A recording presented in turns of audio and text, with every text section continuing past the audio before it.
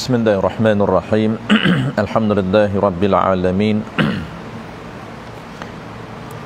Salatu wassalamu ala asyrafil anbiya'i wal mursalin wa ala alihi wa ashabihi ajma'in. Allahumma 'allimna ma jahilna wanfa'na bima 'allamtana waj'alna minal mukhlisin. Wa sallallahu ala sayyidina Muhammad wa ala alihi wa baraka wasallam. Walhamdulillahi rabbil alamin, amma ba'd. Baik, insyaAllah tuan-tuan, kita akan sambung pengajian kitab kita. Kitab yang pertama ataupun modul yang pertama, kitab fiqh, kitab Sulamus Sibyam, muka surat 36. Okey. Muka surat 36 tuan-tuan, muka surat 36.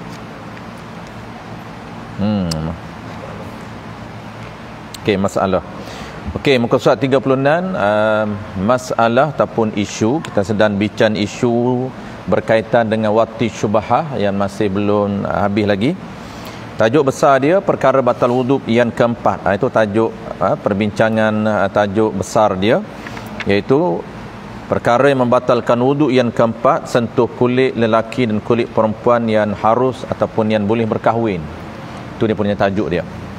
Cuma kita bincang, kita nak formula, kita mudah nak kenal siapa orang yang batal wuduk dan siapa orang yang tak batal wuduk, iaitu kita bincang 18 jenis orang yang haram berkahwin.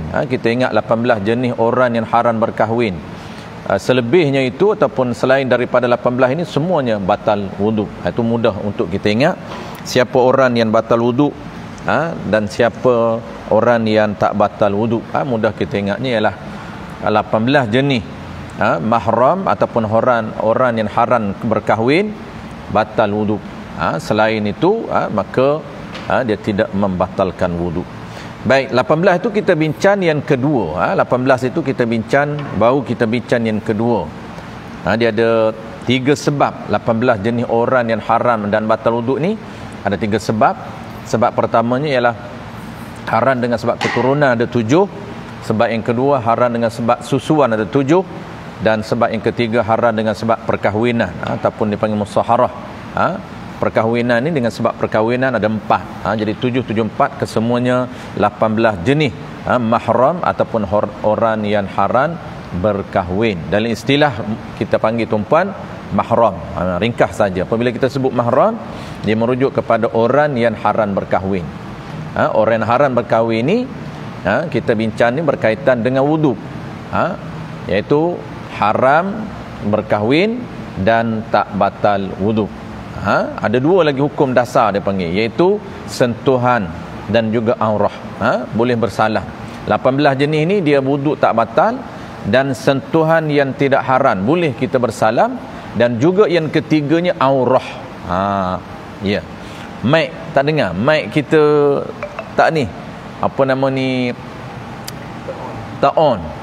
EJK tak sampai lagi kunci. Jadi kena pakai ori lah. Pakai suara ori, dia kurang dengar sikit lah. InsyaAllah mudah-mudahan boleh sampai ke hujung tu. Baik. Okay, kita sambung yang kedua. 18 jenis ni, sebab yang pertama, 7 jenis orang haram berkahwin dengan sebab keturunan. Ada 7. Yang pertamanya ialah ibu ke atas, dan yang kedua ialah anak. Kita sedang bincang haram berkahwin ni anak. Dan anak ni, pertamanya anak ini melalui perkahwinan yang sah, kita panggil anak. Yang keduanya ialah anak melalui hamba, kita panggil anak juga. Dan yang ketiga yang kita sedang bincang ini ialah anak melalui wati yang tersilap. Kalaulah tersilap wati, mana-mana perempuan dapat anak itu juga dinisbahkan kepada anak lelaki tadi. Kita bincang yang tu. Anak lelaki tadi. Jadi lelaki tadi yang tersilap wati itu, dia tersilap jimuk mana-mana perempuan dapat anak itu adalah anaknya. Tak batal wuduk, sentuh yang tidak haram, dan aurahnya lelaki pusat hingga lutut. Itu etika menutup aurah. Baik, isu kita sedang bincang isu berkaitan dengan wati syubhah. Ini isu yang agak agak tinggi, tapi just kita bincang saja. Qala al-musannif rahimahullahu taala. Surat 36 masalah ataupun dalam bahasa kita dipanggil perbincangan isu. Jika perempuan yang engkau wati syubhah itu, jadi jika perempuan yang kita tersilap wati itu, siapa dia? Kalau sebelum daripada ini kita dah bincang dua isu. Ada yang tersilap wati itu mak mertua, kesan kepada isteri kita. Ada tersilap wati itu adik ipar, kakak ipar, kesan kepada isteri kita. Ini pula tersilap wati isteri orang.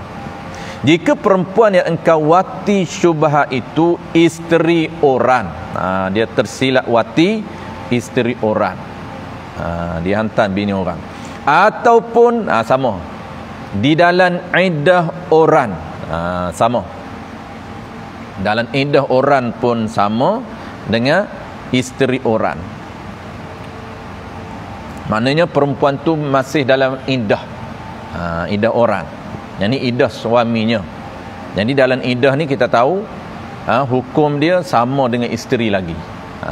Hukum dia sama dengan isteri. Selagi tak habis iddah, maka hukum dia masih lagi sama dengan isterinya. Sebab tu nafkah, tempat tinggal. Apabila sebut nafkah ni merujuk pada tiga lah. Tempat tinggal, makan, minum dan pakaian wajib ditanggung oleh suami lagi dalam waktu iddah. Dan dia tak boleh keluar rumah tanpa izin suami, sama dalam iddah. Kalaulah dia tersilap wati itu isteri orang ataupun dalam iddah orang, jawab dia maka wajib perempuan dia tersilap wati itu, wajib perempuan itu beriddah dengan sebab wati syubhah. Iddah ni iddah apa? Beriddah bagi suaminya. Kan dia ada suami. Apabila orang silap wati isteri dia dengan suami tu kena ada iddah. Tak boleh duduk sekali. Maksudnya tak boleh bersama. Dia kena beriddah. Kerana dia tersilap diwati oleh orang lelaki lain, maka dia dengan suaminya itu tak boleh bersama, mula menjalani tempoh iddah. Tu. Dia panggil iddah wati syubhah. Tu. Dan haram atas suaminya wati. Dalam iddah tu tak boleh suami dia wati, tak boleh bersama. Haram atas suaminya wati akan dia, yakni akan isteri yang kena wati syubhah itu. Isteri tu isteri dia lagi lah, tak terpaksa, cuma isterinya itu kena jalani iddah, iddah wati syubhah. Dan haram atas suaminya wati akan dia, akan isteri itu yang kena wati itu sebelum lepas iddah wati syubhah itu. Selepas tempoh iddah barulah dia boleh wati. Kena menjalani iddah dulu. Iddah seperti biasalah. Iddah 3 kali suci, 3 quru. Kalau perempuan tu dah tidak ada haid, kalau perempuan tu ada haid, 3 kali suci.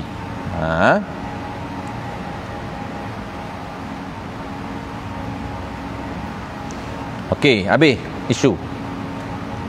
Nak bincang pula pendetailan lagi, kalaulah dapat anak. Nak nisbah anak tu anak siapa? Anak orang ni wati syubhah ataupun anak suami dia?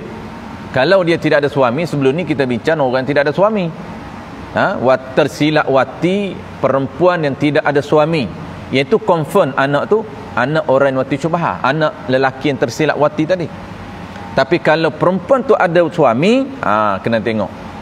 Dapat anak, mungkin anak suami dia, mungkin anak orang lelaki yang tersilap tadi. Tu dia agak complicated sedikit. Dia ada formula dia. Nak hukum anak tu anak siapa, dia ada kaedah dia. Okey, maka tu dia panggil tafriq pendetailan. Jika beranak perempuan yang engkau wati syubhah yang dalam iddah orang atau isteri orang,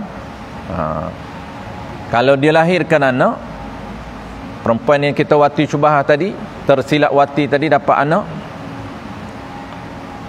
beranaknya, jadi melahirnya anak tu kurang daripada 6 bulan 2 lahzah. Ini formula dia. Jadi ulama ni tuan-tuan tu hukum ini dia berdasarkan formula. Dia tak mengambil kira alat, tools ataupun teknologi. Ni kita kena tahu. Dia apabila berdepan dengan teknologi moden, kita nak pakai teknologi moden ataupun formula. Ni kena tengok. Dia kena pakai formula. Sebab syarak dia ada formula dia. Okey. Formula dia, kalau beranak ataupun melahirkan anak itu tak cukup 6 bulan 2 lahzah. 2 lahzah ni 2 saat ataupun 2 second selepas wati syubhah. Dia kira selepas orang yang tersilap wati tadi, tersilap wati, lelaki tersilap wati, mula wati tu lahirnya anak, dapat tak 6 bulan? Cukup tak 6 bulan 2 lahzah? 2 lahzah ni 2 saat. Kenapa dia ambil kira 2 lahzah? Ulama bincang, kenapa tak kira cukup-cukup 6 bulan saja? Ni dia panggil tempoh minimum baby berada dalam rahim. Dia panggil tempoh paling pendek baby berada dalam rahim, dalam kandungan ibu dia, iaitu 6 bulan 2 lahzah. Dah boleh lahir 6 bulan 2 lahzah. Walaupun kita panggil lahir tak cukup bulan, sebenarnya dah cukup dah. Bulan tak cukup tu tak cukup normal. Tak normal. Sebab dia ada bulan minimum, dia ada normal, dia ada maksimum. Paling minimum baby boleh duduk dalam, paling pendek dia duduk dalam rahim ibu dia, iaitu 6 bulan 2 lahzah.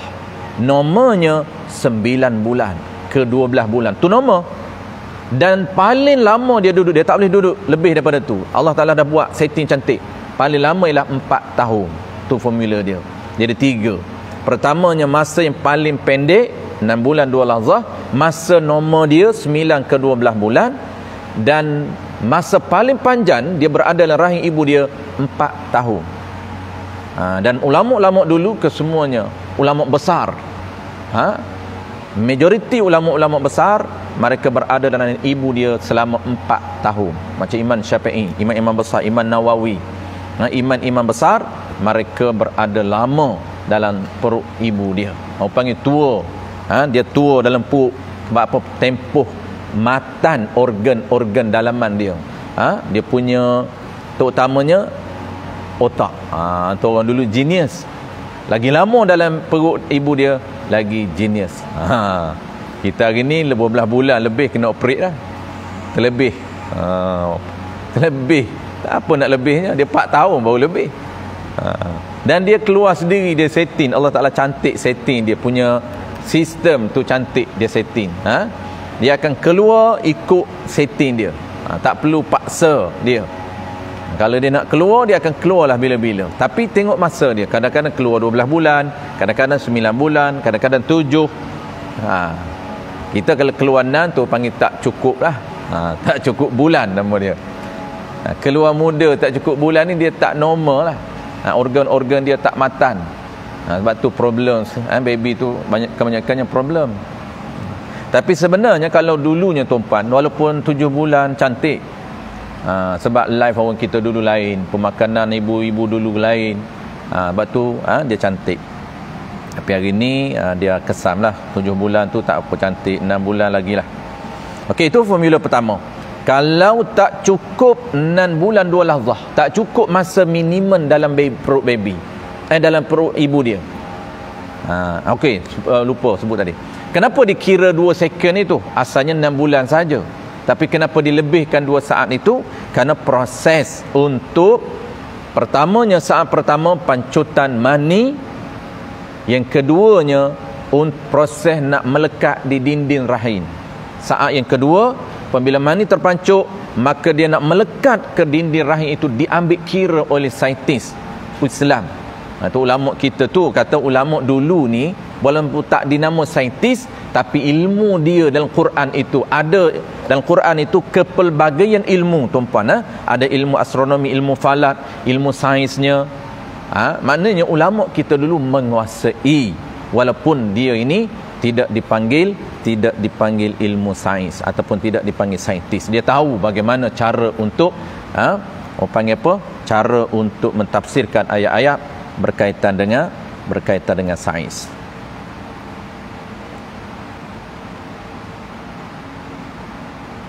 Habis. Maka apabila tak cukup 2 bulan 2 lahzah, mula wati tadi, mula wati tersilap tu. Kita nak tahu anak ni anak lelaki yang tersilap ke ataupun anak suami dia. Lepas lelaki tersilap wati, beranak ataupun lahir tu tak cukup lagi 6 bulan tempoh wati dia tu dengan melahirkan anak, tak cukup 6 bulan.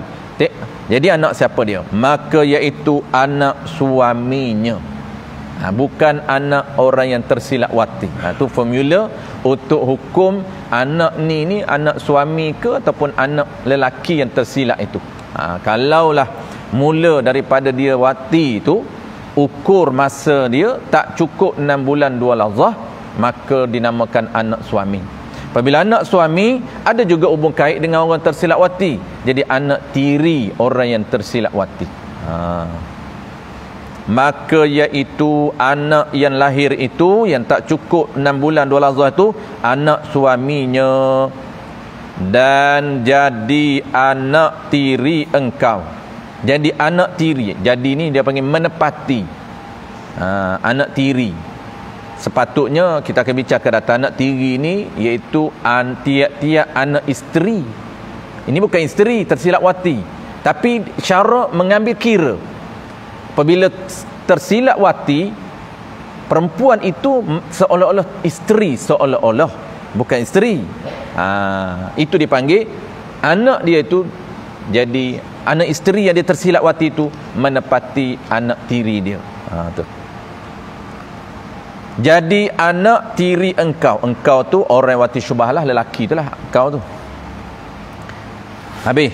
Dan jika beranak kurang daripada 6 bulan 2 lahzah daripada wati syubhah dan lebih daripada 4 tahun. Ini formula kedua. Anak siapa pula? Kalaulah ukur selepas dia wati tersilap itu, ukuran dia kurang daripada 6 bulan 2 lahzah.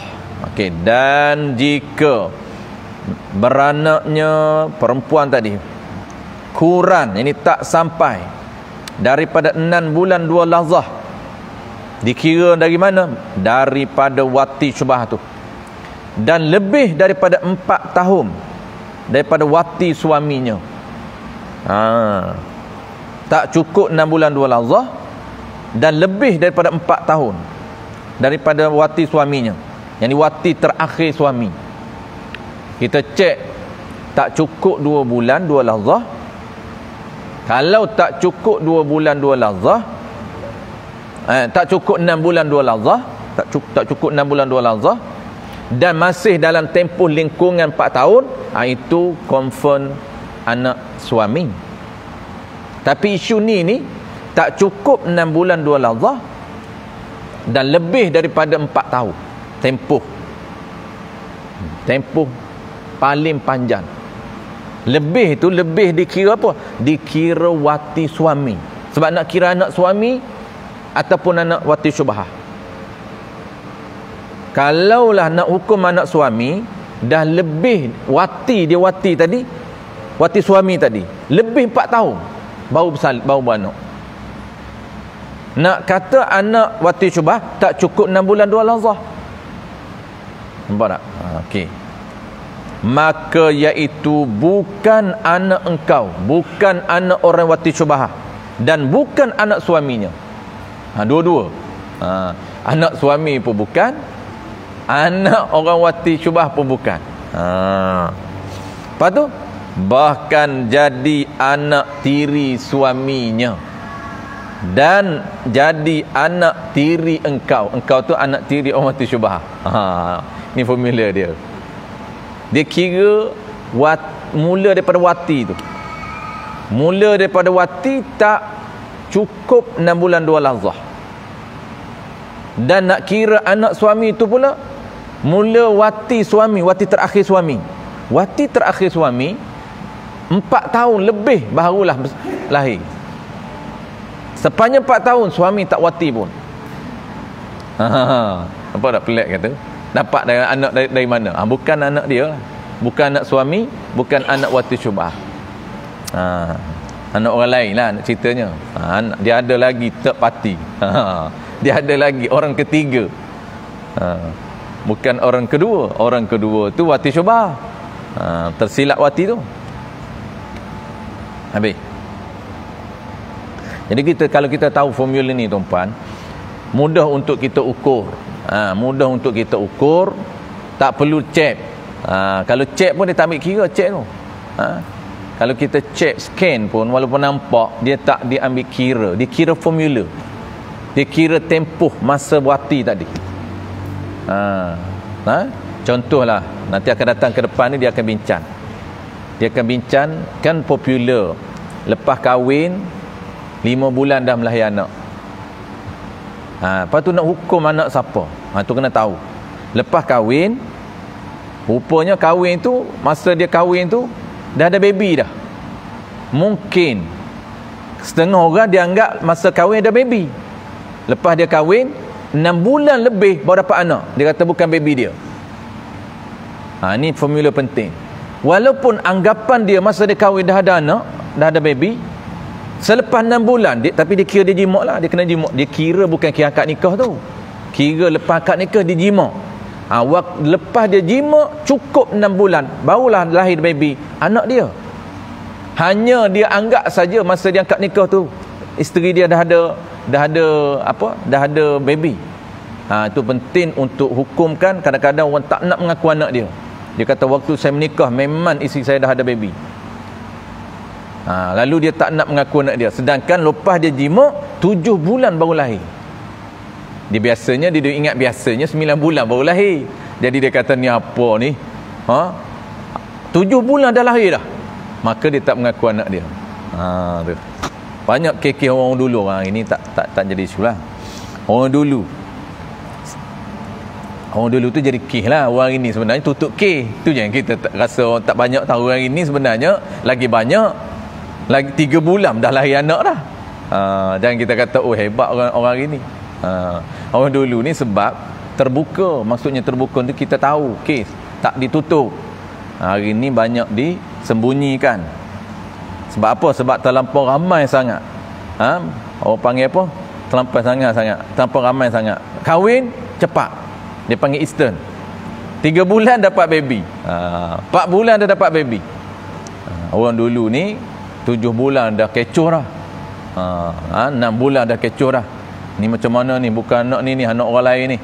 Sebenarnya kalau 6 bulan ke atas memang anak dia. Mula daripada wati tu. Okey, habis. Maka tafriq bagi kata bukan anak orang wati syubhah dan bukan anak suami.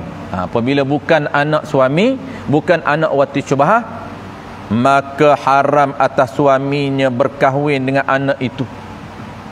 Serta tiada batal wuduk suaminya bersentuh dengan anak itu. Sebab anak tiri suami. Tu tak batal wuduk tu.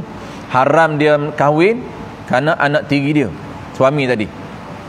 Dan haram engkau ni orang yang tersilap wati tu, lelaki tu, berkahwin dengan anak itu. Tapi beza, serta batal wuduk engkau bersentuh dengan dia. Beza sikit. Sebab yang tadi anak tiri betul.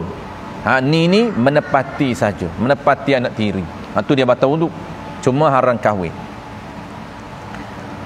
Dan haram engkau berkahwin dengan anak itu serta batal wuduk engkau bersentuh dengan dia. Ni kaedah wati syubhah. Wati syubhah ni dia haram anak tu dia haram. Haram.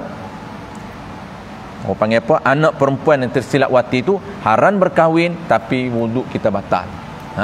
Bukan anak kita. Cuma anak isteri yang kita tersilap wati. Anak perempuan yang kita tersilap wati. Itu dia panggil haram kahwin tapi wuduk batal. Tapi kalaulah anak tu memang anak kita yang tersilap wati orang lain, yang tu tak batal lah. Yang tu memang anak tu anak dia. Anak lelaki yang tersilap wati tu. Lelaki tersilap wati dapat anak tu memang anak dia.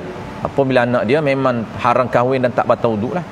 Ini kes ni bukan anak dia ni. Anak perempuan dia tersilap wati, menepati anak tiri dia. Maka apabila menepati anak tiri dia, haram berkahwin tapi wuduk batal. Kerana menepati saja. Menepati.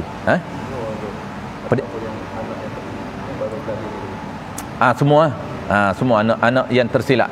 Anak perempuan dia tidak wati tu bukan baru lahir saja. Selepas tu pun dipanggil menepati anak tiri dia. Hanya menepati. Tapi kalau anak tiri kita lain, akan datang kita akan bincang. Dipanggil 4 jenis orang yang haram berkahwin dengan sebab perkahwinan. Ada 4. Mak mentua, ibu tiri, anak tiri, menantu. 4 ni dia haram berkahwin dengan sebab perkahwinan, kita panggil. Contoh apa? Anak tiri. Kita akan bincangkan datang. Jadi anak tiri itu anak tiri ni apa dia? Itu anak tiri yang sebenar, bukan menepati. Sebab apa? Sebab anak tiri ni tak ada dia apa? Tiap-tiap anak isteri kita yang bukan anak kita. Ataupun Imam Nawawi sebut anak perempuan yang pernah berkahwin dengan kita. Tu lagi luas. Tiap-tiap anak perempuan yang pernah berkahwin dengan kita dan bukan anak kita, itu dipanggil anak tiri. Sama ada anak tiri ni dia ada 3 tempoh masa. Yang kita duk tahu satu je. Anak tiri yang kita biasa tahu satu. Kita kahwin dengan janda, memang janda ni dah ada anak. Maka dalam tempoh perkahwinan kita, anak tu anak janda yang kahwin jadi isteri kita, orang panggil anak tiri kita lah. Fasal, ada 2 fasal lagi. Maksudnya orang panggil apa? 2 fasal ni detail lah. Kalau yang umum 1 fasal lah. Fasal apa? Apabila dia bercerai dengan kita, dia kahwin lain, dapat anak lagi dengan lelaki lain, anak itu juga adalah anak kita. Itu fasal selepas berkahwin dengan kita. Fasal sebelum, nampak sebelum ni maksudnya ada anak sebelum kahwin dengan kita. Apabila kahwin dengan kita, anak tu bawa sekali, itu dipanggil anak tiri. Yang tu kita nampak. Tapi fasa selepas tu maksudnya selepas berkahwin dengan kita, dia berkahwin lagi dengan orang lain, ada anak lagi, maka itu juga anak tiri kita. Itu yang kita jangan nampak tu. Kita tak nampak dah kalau kita panggil ini anak bukan anak tiri saya, ni anak bekas isteri saya. Memanglah maksud anak tiri itu anak bekas isteri lah. Sama ada dapat anak sebelum kahwin dengan kita ataupun dapat anak selepas kahwin dengan kita, semua anak tiri. Tu sebab tu kena pegang takrif. Apabila kita pegang definisi anak tiri, insya-Allah kita ingat, iaitu tiap-tiap anak orang yang pernah berkahwin dengan kita. Bukan masa kahwin kita je. Asalkan dia pernah berkahwin dengan kita, anak tiri. Kekuatan di mana? Kekuatan di jimat dia itu. Apabila orang yang kita pernah jimat dengan jimat yang sah, maka kekuatan dianya, anak dia itu tak batal wuduk dengan kita. Jadi mahram kita, haram berkahwin dengan anak dia sampai bila-bila tak batal wuduk. Tu. Maka habis. Adapun jika perempuan yang kawati syubhah itu isteri orang atau dalam iddah orang, maka beranak perempuan itu 6 bulan 2 lahzah selepas wati syubhah itu dan tiada lebih daripada 4 tahun. Ini isu yang ketiga pula. Habis dah. Isu yang pertama, anak suami, anak orang yang wati syubhah. Sebab anak suami, sebab apa? Sebab tak cukup 6 bulan 2 lahzah. Itu isu pertama. Isu pertama dia kita bincang, kalaulah seorang perempuan ini dia isteri orang atau dalam iddah orang, datang lelaki tersilap wati, okey, dapat anak, nak hukumkan anak siapa? Formula pertama, kalaulah lelaki yang tersilap wati itu selepas dia wati tak cukup 6 bulan 2 lahzah, kira wati lelaki tadi tak cukup 6 bulan 2 lahzah, maka dihukumkan anak itu anak suami. Isu pertama. Isu kedua, kalaulah dikira daripada wati syubhah tu, daripada tersilap wati tu tak cukup 2 bulan dan lebih 4 tahun. Kalau tak cukup 2 bulan, tak lebih 4 tahun, memang anak suami. Kalau lebih 4 tahun daripada wati suami, daripada wati suami itu nak kira wati terakhir suami, lepas 4 tahun baru isteri dia lahir. layan anak. Ataupun nak kira wati orang yang tersilap tadi, tak cukup 6 bulan 2 lazah. Sebab dia baru wati syubhah aja. Duduk dengan suami dia dah lama dah. Dan suami dia pun lama tak jima. Tu kena jima tu peranan terakhir dia kena ingat. Jima terakhir dia panggil. Maka anak tu anak siapa? Anak itu bukan anak suami, bukan anak wati syubhah. Isu kedua. Isu ketiga pula. Adapun jika perempuan yang engkau wati syubhah itu isteri orang atau dalam iddah orang, samalah. Maka beranak perempuan itu 6 bulan. Ini cukup. Cukup 6 bulan 2 lazah bila? Selepas wati syubhah itu. Dikira lepas jima' tu. Lepas dia tersilap jima' tu cukup 6 bulan. Dan tiada lebih 4 tahun. Duduk dalam tempoh 4 tahun. Ni payah nak kira ni. Ini tak bukan senang kita nak ukur anak siapa ni. Jangan mudah-mudah. Cukup 6 bulan, patutnya boleh hukum dah anak tu anak wati syubhah. Tapi ini tak lebih 4 tahun ni. Mungkin anak suami. Sebab dalam tempoh 4 tahun. Mungkin anak suami. Sebab kenapa mungkin anak suami? Sebab ingat balik formula dia. Paling lama masa baby dalam kandungan 4 tahun. Kalau 3 tahun tak keluar lagi, okey. Tak perlu paksa dia lagi. 4 tahun masa paling lama. Sebab itu ada kemungkinan anak ini anak suami. Kenapa? Kerana wati terakhir suami tak lebih lagi 4 tahun. Dalam tempoh 4 tahun. Maksudnya kalau ada anak itu kemungkinan anak suami. Sebab kita tak boleh kata mana ada anak suami lagi, patut dah keluar 12 bulan dah. Itu normal. Tu waktu formula tu kena ingat. Formula tu kena ingat. Jadi isu yang ketiga, dia tak boleh nak hukum anak suami, tak boleh nak hukum anak orang yang wati syubhah. Sebab dia kedua-dua ada kemungkinan. Mungkin anak orang wati syubhah sebab cukup 6 bulan 2 lazah. Mungkin juga anak suami sebab dalam tempoh 4 tahun daripada wati terakhir suami. Tu. Maka beranak perempuan itu 6 bulan 2 lazah.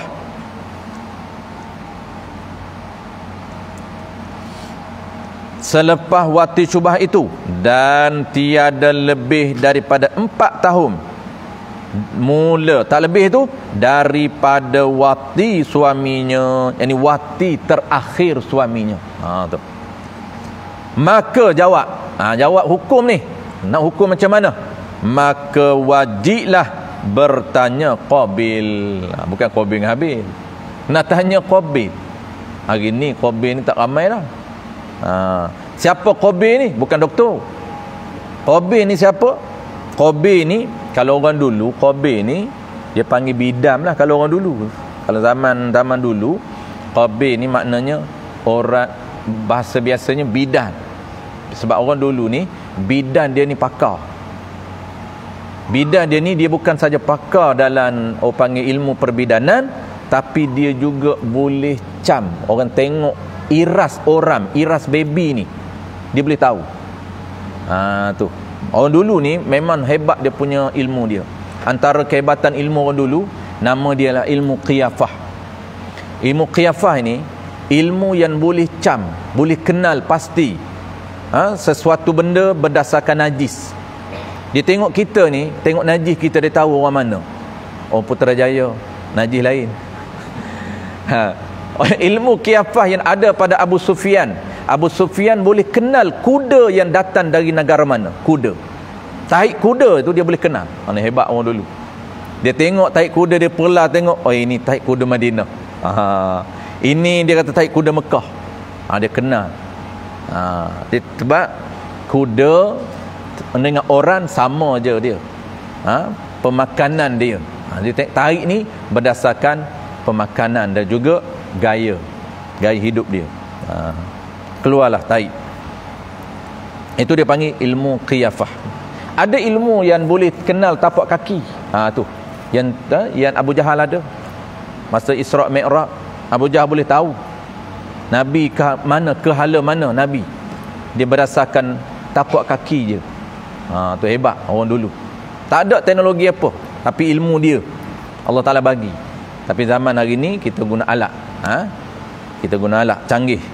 Dulu orang dulu tidak ada alat, tetapi ilmu memainkan peranan. Sebab tu dia boleh kenal kuda mana, tapak kaki kuda mana, dan menhala ke arah mana dia boleh tahu. Berdasarkan kepada gabungan ilmu astronomi, ilmu falak dengan ilmu panggil apa? Ilmu pemakanan. Sebab tu dia orang dulu, dia tengok tarik je, dia tahu dah orang sakit tak sakit. Dia tanya kita, berok tiap-tiap hari? Tak berok, dia kata, ini kacau, problem. Dia tahu dah problem kat mana. Apabila kita kata 2 hari sekali berok, dia boleh trace kat mana problem dia. Dia kata, dia tanya pula, dia kata saya hari-hari membuan. Okey, pukul berapa, dia tanya pula. Nak test dia punya tahap dia punya organ damage tu kat mana. Adik membuan hari-hari. Okey, daripada tempoh pukul berapa? Dia kata saya membuan ni daripada tempoh pukul 6 pagi sampai pukul 10 pagi. Membuan cantik, dia kata. Tu antara timing orang membuan yang cantik. Dia kata saya sebelum subuh tak cantik tu okey lah, sebelum subuh pun. Kalau sebelum subuh pukul 5, setiap hari pukul 5 saya akan membuan. Okey. Cumanya lagi okey, ni khilaf lah. Dalam ilmu pemakanan pun dia ada khilaf juga. Bukan ilmu fiqh aja. Semua jenis ilmu ada khilaf. Jangan, yang tu kena akui lah. Dasarkan dasarkan pendapat masing-masing lah. Ada ulama kata dia kena mula lepas subuh. Pukul 6 sampai waktu afdal duha. Pukul 6 sampai pukul 10. Dia afdal duha ni pukul 10 10:30. Timing kita membuan mula pukul 6 pagi sampai pukul 10. Tak kisah buang mana, pukul 6 ke pukul 7 ke pukul 8. Itu antara timing membuan yang elok. Dia boleh kesan. Sebab apa? Sebab dia nak test, dia nak trace kat mana organ kita yang kacau. Sebab organ manusia ini menurut ilmu pemakanan ada 2 organ yang mengawal organ-organ lain. Yang pertamanya ialah jantung, yang keduanya ialah, ni tak kira otak, tak kira. Otak tu memang kita tahulah dia kontrol semua organ. Ni selain daripada otak. Pertama jantung, yang keduanya usus. Sebab tu ilmu pemakanan orang dulu dia tengok di usus. Usus ni dia panggil organ yang kedua terpenting selepas daripada jantung dan otak. Kita tahu sakit ni berdasarkan usus. Kalau usus sakit, dia risiko untuk organ-organ lain kacau.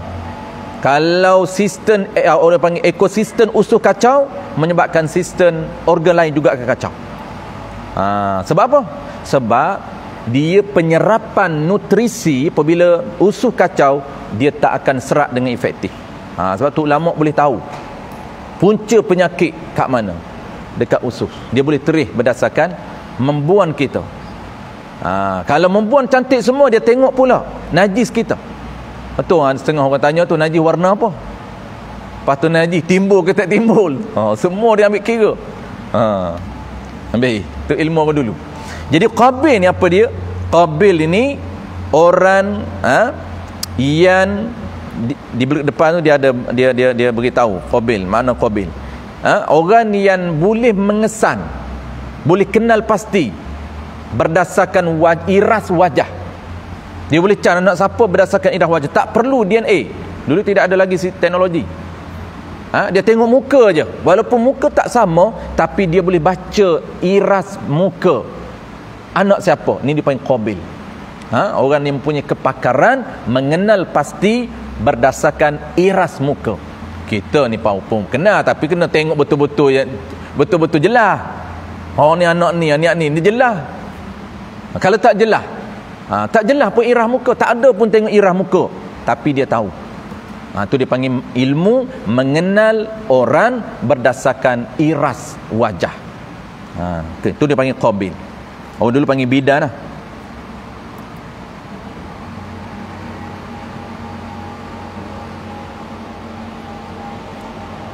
Maka jika Qabil kata anak itu semacam engkau. Ni kena tanya Qabil lah. Letak Qabil, anak ni anak siapa? kena panggil Qabil tu. Dapat baby panggil Qabil. Ni cuba mai tengok ni Qabil, baby ni. Anak suami ke anak laki tersilap ni? Sebab formula ni, formula ketiga ni memang tak boleh hukum. Tak boleh hukum anak siapa. Memang kena tanya Qabil. Kalau tidak ada, contohlah masa kita ni tidak ada orang Qabil, tak ada orang kepakaran, hanya DNA je. Tak boleh berpandu kepada DNA. Kena tunggu dia balik. Ni. Okey, maka jika Qabil kata anak itu sama macam engkau. Jadi sama irah dengan engkau. Engkau tu orang mati cubah lah. Qabil kata baby ni sama irah dengan engkau. Maka anak engkau, maka jadi anak orang wati syubhah. Anak tu anak orang wati syubhah. Jadi apabila anak orang wati syubhah, haram kahwin dan batal wuduk dengan dia.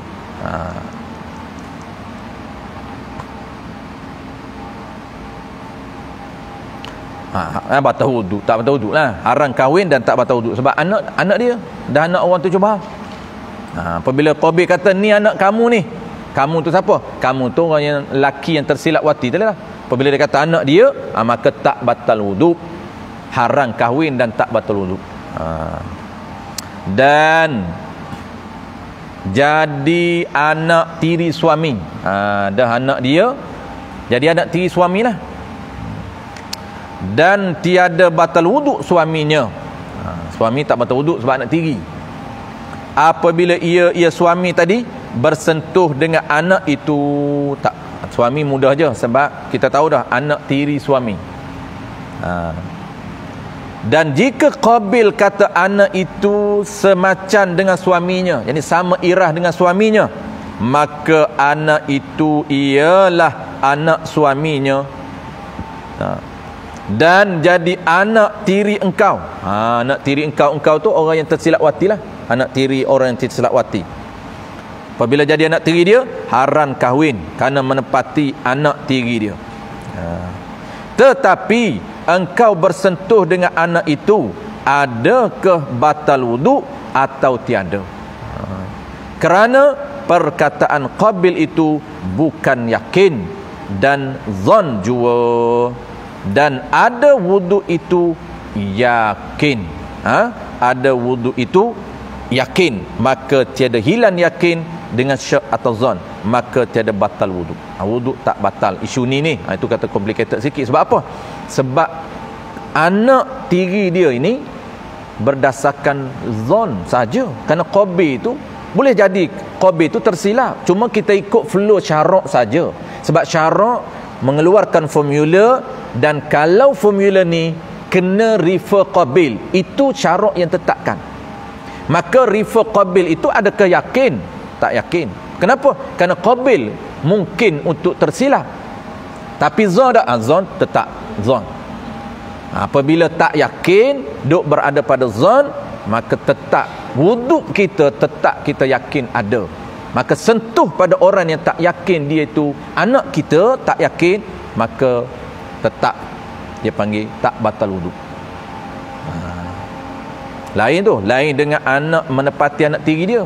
Kalau menepati anak tiri dia, hanya haram berkahwin tapi wuduk batal. Itu yang nampak complicated sikit tu. Anak tiri lain, ni menepati anak tiri.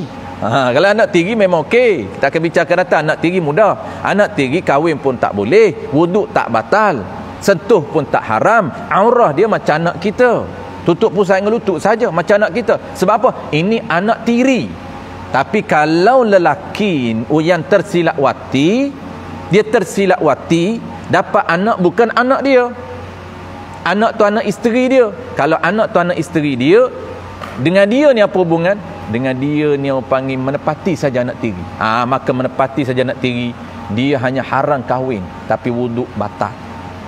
Ni kenapa tak batal wuduk? Yang ni isu yang ketiga ni, tak mungkin bukan anak dia, mungkin anak suami, dan juga mungkin ada kemungkinan anak dia. Nampak tak? Tu complicated sedikit, tapi kalau ingat okey je. Okey, habis.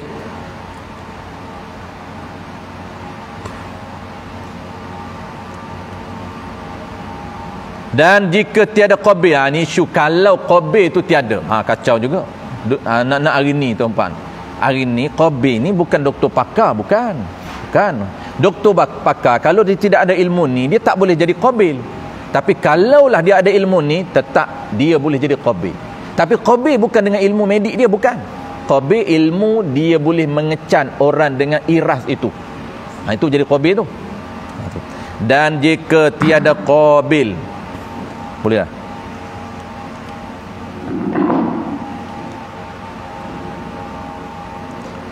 Dan jika tiada Qabil, okey, terima kasih Datuk. Dan jika tiada Qabil, Qabil tidak ada.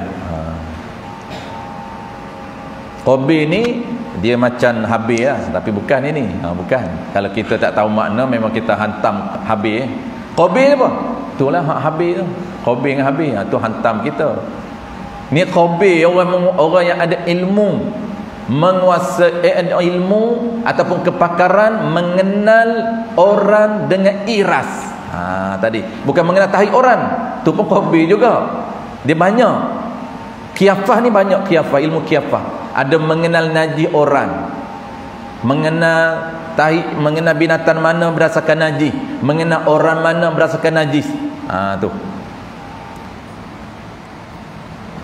Tu unik tuan-puan. Sebab tu saya pernah cerita kat tuan-puan, ni ilmu pemakanan lah. Dia kena slot lain ilmu makanan ni. Ilmu hari ni hilang tuan-puan. Saya pernah cerita kat tuan-puan, habitat kita Allah Ta'ala jadi interaksi kita dengan alam. Sebab tu dia najis tak sama. Walaupun negeri sama, najis tak sama.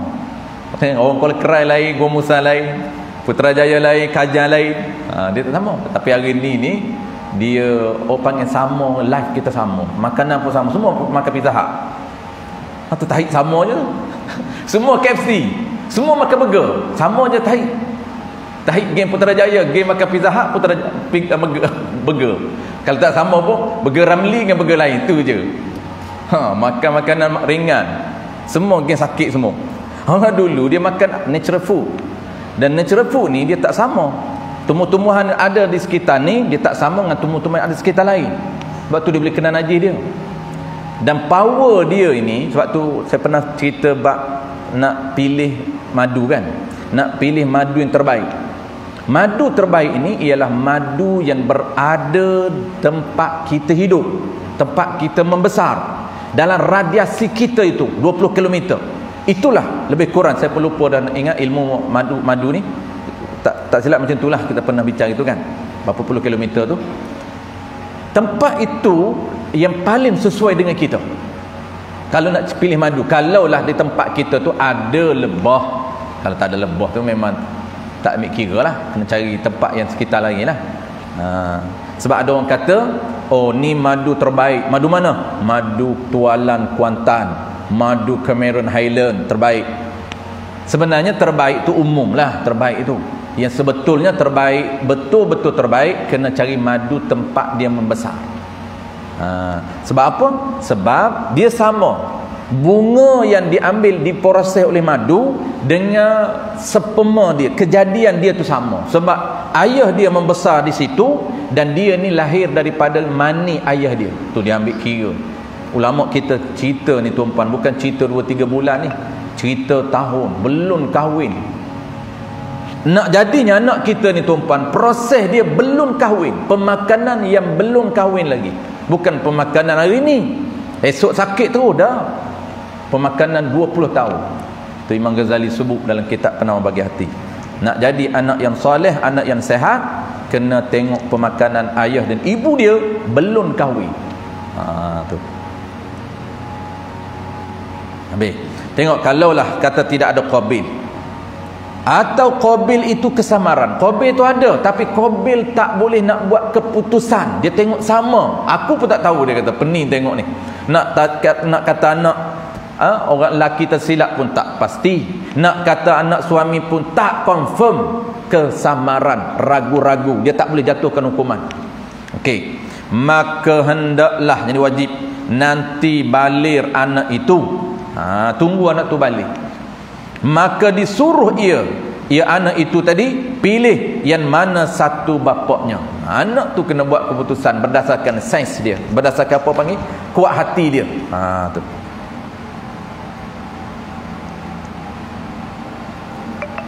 Maka jika ia anak itu pilih engkau bapaknya, engkau tu lelaki tersilap tadi, maka anak engkau, jadilah anak lelaki yang tersilap wati tu. Dan jika ia anak itu pilih suami perempuan itu bapaknya, maka anak suami perempuan itu. Dan tiada harus,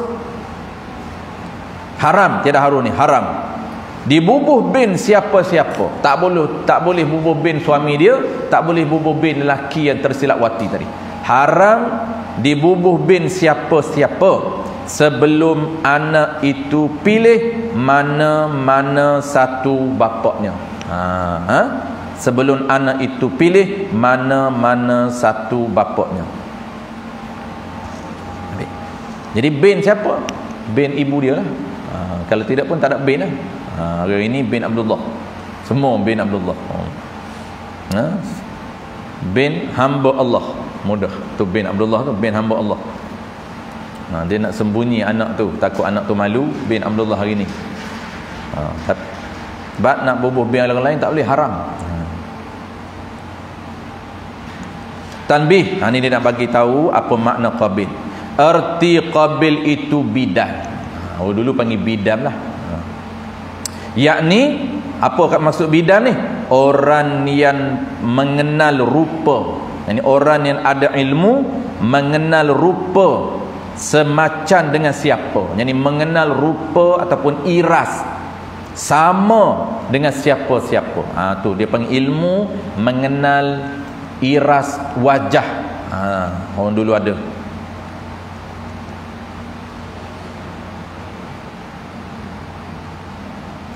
Dan syarat qabil itu Islam lagi adil. Orang Muslim, orang kafir tak boleh jadi qabil walaupun dia pakar. Orang dulu ni nama umum bidan juga. Nama bidan juga. Bukan bidan ilmu handle lahir anak saja bidan, ada umum dia dipanggil bidan. Dan bidan dulu memang power lah perempuan. Bidan Salim ni power orang dulu. Dia pakai alat dia, pakai tangan je. Dia letak tangan atas perut ni, dia tahu berapa minit lagi nak keluar. Dia tahu. Tu power tak power dulu. Macam Syifa. Syifa ni bidan Nabi. Bidan Nabi yang terpilih. Dia banyak waktu tu ramai bidan-bidan yang pakar. Tapi Syifa yang terpilih. Ibu kepada Abdurrahman bin Auf. Yang terpilih untuk apa? Untuk sambut Nabi. Kerana dia antara yang pakar dan profesional. Tu hebat dia. Dia gitak je atas tangan perut Siti Aminah, saya ada Tina Aminah, dia letak, dia tahu beberapa minit Nabi keluar. Dia kata tak lama dah ni. Tunggu saja masa untuk keluar. Lepas tu memang Nabi keluar selepas dia test. Dia check saja, dia check pakai tangan saja orang dulu. Dan bidan-bidan kampung pun diwarisi orang kita pun tuan-tuan. Sampai bidan kampung, hari ni dah tak ada bidan kampung kan. Bidan kampung dulu pun sama juga. Dia boleh tahu. Dia cek, dia pegang perut, dia tahu berapa bulan. Dia dah tahu dah. Ni 8 bulan dah ni kalau perut macam ni. Dia dah tahu berapa bulan. Dan dia tahu, kadang-kadang dia tengok perut, dia tahu laki perempuan. Dia tahu anak laki perempuan. Kebiasaan keluar tu jarang salah. Kebiasaan keluar tu. Kita hari ni kena tengok, scan tu pun kalau dia cover burung dia tak nampak, tak tahu. Scan pun tak tahu. Kalau tak nampak dia punya sarang burung tu, kadang-kadang dia selindung. Batu dia, buah dia tak nampak, apa ni burung tak nampak, dia selindung. Tak tahu dah. Teka je lah, mungkin ni laki ni. Nampak sikit dia punya burung dia selindung. Keluar-keluar perempuan. Kita hari ni tu alat canggih. Orang dulu ni kalau dia teka laki memang akan keluar lelaki. Itu kepakaran bidan dulu. Sonsan kan, dia boleh tukar sekejap dia pegang, dia pusing dengan tangan. Bukan senang. Tak kira jampi lagi. Tak kira jampi lagi. Ni pusing dengan tangan, boh pula jampi pula air. Kejap aja baby tu duduk posisi asal dia balik sebelum dia keluar. Tu kepakaran dulu. Hari ni tuan-tuan, apabila ada alat menenggelamkan kepakaran orang-orang hebat, orang-orang kita ataupun ulama-ulama kita yang hebat dulu. Tapi tak salah lah dia punya alat tu. Syarat dia Qabil ni mesti Islam dan juga mesti adil. Kalaupun dia Islam tapi tak adil, tak boleh terima pakai Qabil ni. Tak boleh terima. Maksudnya keputusan dia tu tak boleh kita nak guna pakai. Kalau dia kata anak ni anak lelaki ni sebab sama, tak boleh pakai. Kenapa? Kerana dia tak menepati kriteria untuk menjadi Qabil dalam Islam. Walaupun dia Islam tapi dia tak adil. Adil ni apa dia? Adil ni ialah orang yang tidak melakukan dosa besar. Tu dia panggil adil. Iaitu bahasa kita dia panggil orang yang tak fasik.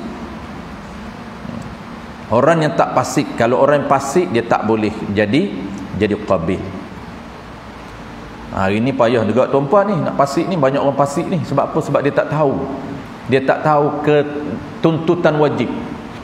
Paling banyaknya ialah tuntutan wajib belajar ilmu fardu ain dia tinggal. Tu fasik. Kenapa? Kerana tuntutan belajar ilmu fardu ain wajib aini, bukan wajib kifai, bukan. Wajib aini. Wajib kata tiap-tiap individu Islam apabila balik saja mula wajib dia kena selesaikan ilmu fardu ain yang ketiga. Ilmu fardu ain yang tiga, iaitu akidah, fiqh yang asas, akidah yang asas dan tasawuf yang asas. Kesemuanya asas. Dia kena selesai. Kalau selagi dia tak selesai, selagi itu berdosa. Dosa kecil dah, dosa besar. Dia sedang melakukan dosa besar. Melakukan dengan cara apa? Melakukan dengan cara tinggal. Kita pernah bincang, dosa ni ada dengan cara dia buat, dosa dengan dia melakukan benda itu, dan yang kedua dosa dengan dia tinggal. Maksudnya tak buat benda tu, duduk diam di rumah dah dosa.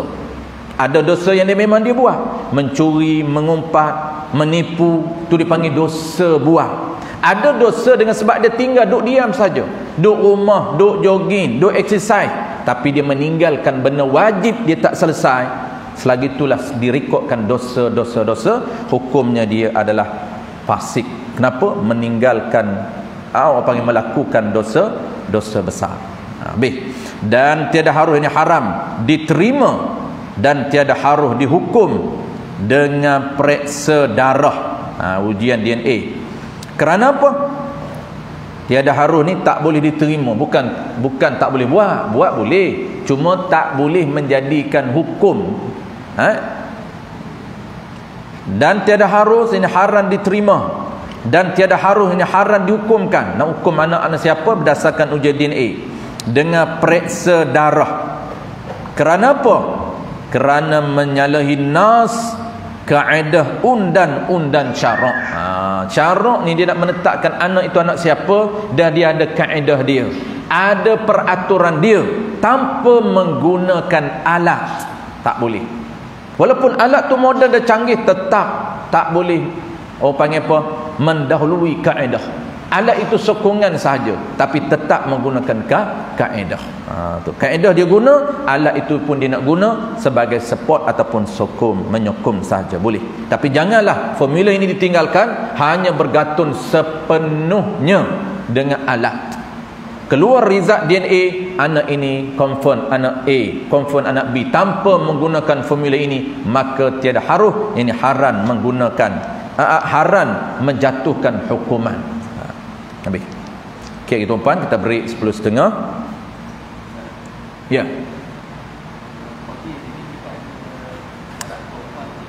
Okey.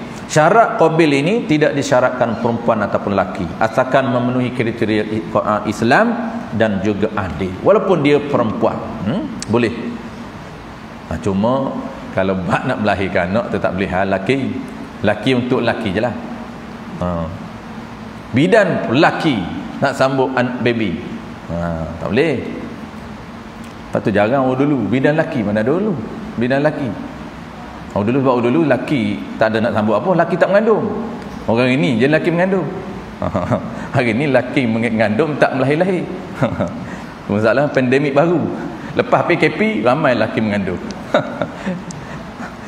Perempuan tak apalah mengandung. Lepas 12 bulan lahir.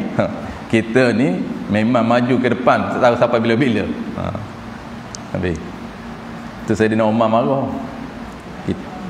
Saidina Umar ni orang maju ke depan, dia marah. Dan dia tak akan panggil untuk rekrut tentera kan, nak berperang kan. Tak akan dapat. Walaupun orang panggil dia excited sangat nak turut berperang, nak mati syahid, kalau maju ke depan jenis mengandung, lelaki mengandung, tak akan terpilih untuk aktiviti fizikal, aktiviti lasak. Memang buat perut nak perang macam mana.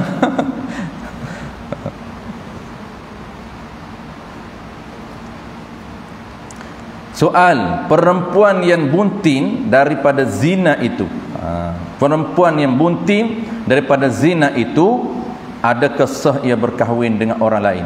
Ini isu terakhir sebelum break. Isu ni tuan-puan, saya pernah dengar banyak sangat dulu, familiar sangat, orang cerita tak boleh berkahwin. Bukan orang biasa cerita ni, orang mengajar lah, duk mengajar tafsir hadis. Dia kata perempuan yang zina tak boleh, tak sah berkahwin dengan orang lain, melainkan kena berkahwin dengan perempuan lelaki zina juga. Tu fahaman berdasarkan literal hadis ataupun ayat secara zahir ayat Quran. Itu bahaya. Soal, perempuan yang buntin daripada zina itu, buntin ni mana mengandung daripada zina itu, soal dia, adakah sah ia perempuan yang buntin yang mengandung tadi dengan sebab zina tu berkahwin dengan orang yang lain daripada lelaki yang ia berzina? Boleh tak dia berkahwin dengan lelaki lain? Kerana ada orang, ni bukan zaman kita je, zaman Tuan Guru ni pun dah familiar dah. Pendapat tersebar dah yang mengatakan perempuan yang yang mengandung tak sah berkahwin dengan lelaki lain. Kan dulu ada Pak Sangguk kan, Pak Sangguk, isu Pak Sangguk ni, apabila butin perempuan ni nak cover dia, carilah lelaki mana-mana jadi Pak Sangguk dia. Jadi orang panggil pun nak kahwin dengan dia. Maka ada orang kata tak sah perkahwinan itu. Kerana ada orang yang menghukum perempuan yang bunting daripada zina, tiada sah ia perempuan berkahwin dengan lelaki. Lelaki mana? Yang lain daripada lelaki berzina.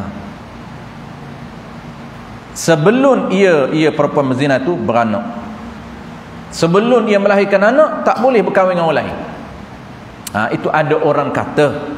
Betul tak? Itu nak jawab. Dia Tuan Guru ni dia nak jawab. Betul tak? Ada orang cakap kalau perempuan dah bunting, dah orang panggil dah mengandung, tak boleh nak kahwin dengan lelaki lain, melainkan lelaki dia berzina lah. Tak boleh, tak sah. Adakah betul? Cakap orang tu adakah betul? Bukan cakap orang biasa ni, cakap orang-orang yang mengajar tafsir. Baik, tengok.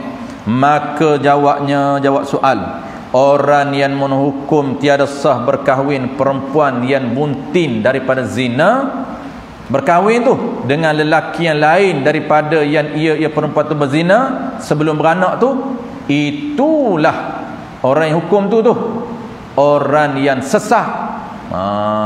Memang tak betul. Pandai-pandai buat cerita pula, duk baca Quran ayat zahir saja. Sebab tu tuan-puan, ulama sebut sesiapa yang baca Quran, baca terjemahan Quran, faham secara zahir, maka sesat lagi menyesatkan. Mudah nak hukum. Orang sesat ini, dia baca Quran, dia terjemah, dia pegang secara zahir. Itulah antara golongan yang sesat, iaitu berpegang kepada zahir ayat. Bahaya. Ini pun dia berpegang kepada zahir ayat. Tak boleh kahwin orang yang buntin itu dengan orang lain. Maka musannif kata pahaman itu sesat, barangkali ia orang yang hukum itu belajar kepada syaitan, suruh menghukum begitu. Syaitan yang duk kacau dia tu, yang duk suruh berhukum pelik-pelik tu, suruh mengajar. Tak boleh, syaitan kata mengajar lah, boleh dah. Tak apa boleh lagi, boleh dah mengajar lah. Mula mengajar tu dia nak goreng. Kita ni tuan-puan, orang lama dulu, sebab tu dia cermat ni. Sebab apa? Sebab orang ni yang mengaji ni, dia tetap dah dapat pahala. Cuma kalaulah dia nak hilang pahala pun melalui niat dia. Orang mengaji ni dia tetap dapat pahala. Risiko dia tak tinggi. Tak tinggi mana? Risiko untuk dia buat maksiat tak tinggi. Bahkan dia risiko tinggi untuk dia buat pahala. Cuma kalau tak jadi pahala, kes tak betul niat je. Tak betul niat. Dia pergi mengaji tak niat, atau pergi ngaji niat lain, ilmu pun tak dapat. Itu sahaja risiko dia. Tapi orang mengajar lebih besar risiko dia untuk melakukan perkara yang sesat lagi menyesatkan. Orang panggil apa? Perkara yang mungkar. Kenapa? Pertama, niat dia. Yang kedua, kalau niat dia dah betul, tetapi ajaran dia tak betul. Niat dia dah cantik dah, nak semata-mata nak urus, nak sebar ilmu, kerana perintah Allah Ta'ala, nak suruh faham apa yang dia ajar, tetapi ajaran dia itu tidak menepati dengan ajaran yang sebenar. Itu bahaya. Dia faham tak betul, maka dia sebarkan benda yang tak betul. Kenapa dia faham tak betul? Sebab dia belajar dengan orang yang tak betul. Dia belajar dengan siapa dia? Dia belajar dengan syaitan. Kata tuan guru je, cik, dia belajar dengan syekh apa? Syaitan. Belajar dengan syaitan, ajaran tak betul tu. Syaitan ni banyak. Syaitan yang ramainya ialah syaitan yang berupa manusia. Tengok rupa dia pakai serban besar, pakai jubah labuh, orang panggil tok guru, tapi dia syaitan besar. Tu kita tu hak bahaya tu. Syaitan yang tak nampak tu boleh gagah lagi, tapi hak syaitan yang bahayanya ialah yang nampak dia itu adalah Allah rupakan dia itu orang alim, sedangkan dia mengajar ajaran ni syaitan, bukan ajaran orang, ajaran yang sebenar. Itu bahaya. Bahaya di mana? Bahaya di orang awam yang tak boleh pilih. Orang awam ni dia terpengaruh dengan rupa. Sebab itu ada hukum memakai pakaian ulama. Haram memakai pakaian ulama sekiranya dia tidak ulama. Orang ini kudam je tu apa? Boleh tak kita pakai uniform polis? Kita bukan polis pun. Orang gila. Orang gila pun boleh tangkap. Gila pakai uniform polis, kena tangkap juga walaupun dia gila. Apatah lagi hak tak gila pakai uniform polis, menyamar jadi polis, kena tangkap tuan-tuan. Tak boleh menyamar walaupun minat nak jadi polis, tak capai cita-cita jadi polis. Minat jadi polis, tak capai cita-cita polis, beli uniform polis. Sebab tu uniform polis tak dijual, melainkan Thailand aja buat. Digolok bercambah dulu, boleh ciplak. Digolok buat semua boleh ciplak. Pok dengan mok yang tak boleh ciplak kan. Hak lain semua boleh ciplak. Buat pergi digolok. Semua boleh buat. Nak buat apa? Bukan je produk aja, pakaian apa semua boleh buat. Pakaian askar dia boleh buat, polis dia boleh buat. Pakaian agung pun dia boleh buat. Kita tak boleh pakai.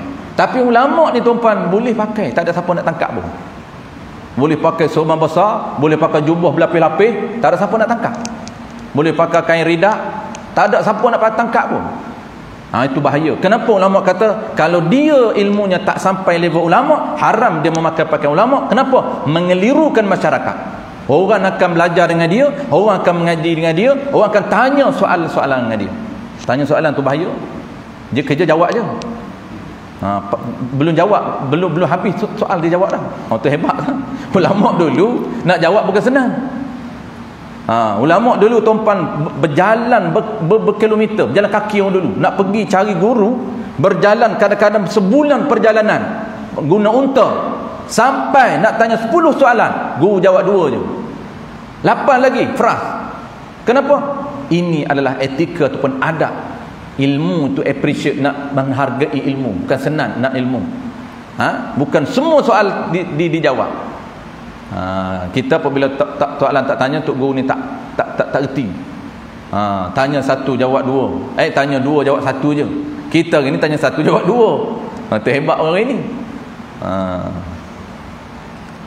Tok guru orang dulu tak ada buat soal jawab. Orang ini buat soal jawab.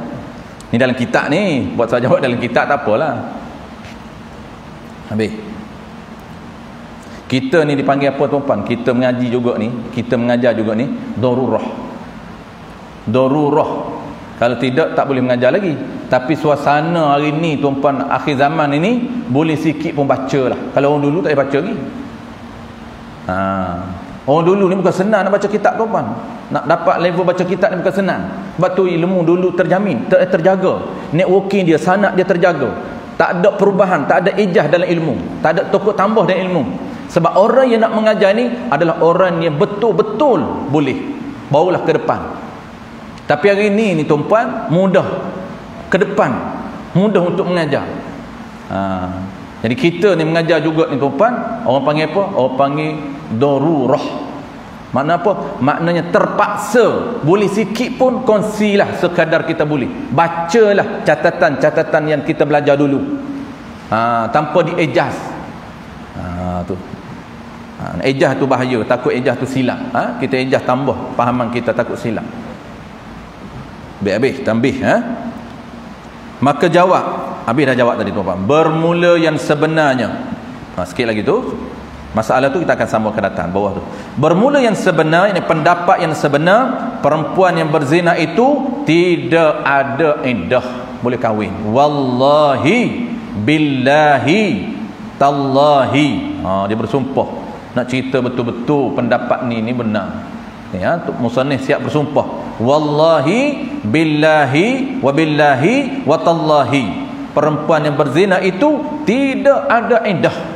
Orang berzina tidak ada iddah, boleh menikah terus. Kenapa tak boleh menikahnya? Tu.